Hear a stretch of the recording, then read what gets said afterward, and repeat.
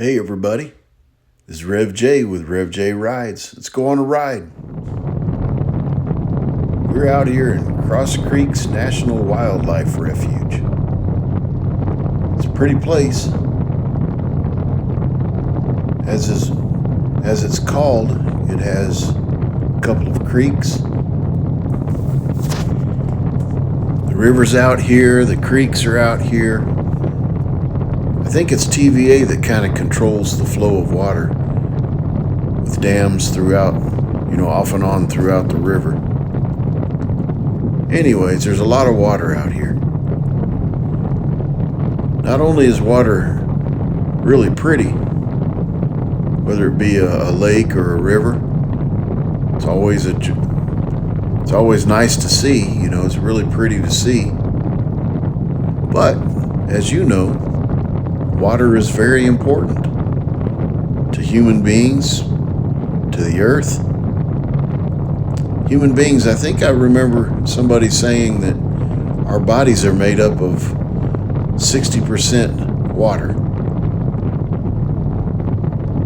And then the earth has about 70 or 71% of the earth's surface is covered by water. Water is really important. It's not just pretty. It's not just something we enjoy looking at.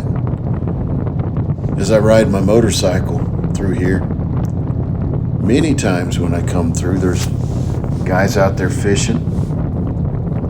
So water can be important for a lot of reasons. I don't know if you remember this, but Jesus used water to teach somebody. He met a woman at the well. When he met her at the well, she didn't expect him to talk to her. She was a Samaritan and he was a Jew. Jews didn't associate with Samaritans. But worse than that, she probably thought that he was... What would he be talking to her for? More than likely, she thought he was talking to her for not the best of reasons. But that's a little speculation, I guess.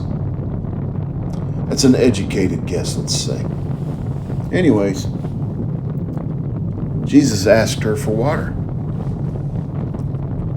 She said, "Sir, you want me to give you water? I'm a Samaritan. I'm a woman." That's basically what she was getting at. And you usually don't associate with me. You Jewish men usually would not associate with me. And Jesus basically said, well, anyone that drinks of the water that you draw will thirst again. But whoever drinks of the water that I give them will never be thirsty again. Because the water that I give to people will become in them a spring of water, welling up to eternal life.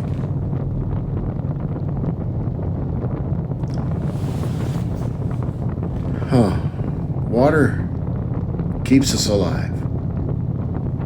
Water helps us be sustained. Water helps us live, makes life better. It provides a lot of good for us. It even provides beauty in the case of what you see here. Water's pretty important.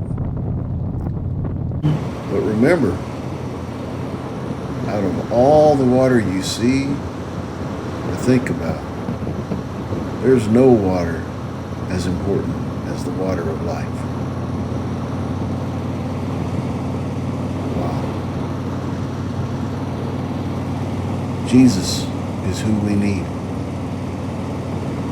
If you've ever been thirsty, I've been thirsty. I used to live in a desert. Would love to have this kind of water there. My wife went with me to my birthplace, my home state. And we passed over a bridge and it said something river. And My wife looked off the bridge and there was no water anywhere. She said, "Why does it say that there's a river there?" I said, "There is. That's a river bed. We're in a desert. You don't see water." You might could dig through the sand and find some water, or on a rainy day that river might have some water in it. But for the most part, the desert is just dry. There are people going through a very dry time in their lives, and they don't know why. They're reaching for stuff that won't ever satisfy. What people need is living water from Jesus. It takes faith. We've got to trust Him. That woman at the well had to trust Jesus. She was given a reason to trust Him. He pointed out what was missing in her life. He pointed out her sin. And that was evidence of something missing in her life. Usually that's the case. Our sin indicates what we have missing in our life. Do we try to have relationships to fill the void? Do we try to have more money to fill the void? More fun to fill the void? Set higher goals, bigger goals? Strive for more? Hey, check this out. That's an old iron furnace from the mid-1800s. Crazy, huh? It's kind of pretty out here in the middle of nowhere. Anyways,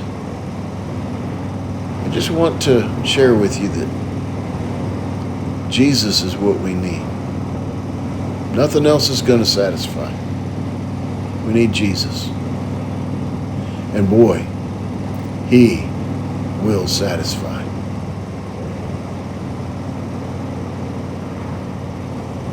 Sure is a pretty area here. I even like seeing those old dilapidated houses that are about to fall in. I don't know how long this road has been here, but that last house I passed sure was up close to the road, huh? Surely this road wasn't in the exact same place when that house was built. That would have been dangerous. But then again, it stood there a long time and apparently nobody's running into it recently. Hey, please do me a favor. Hit like, share, and subscribe. Subscribe is important. I'm almost to my goal. You could help. Thanks.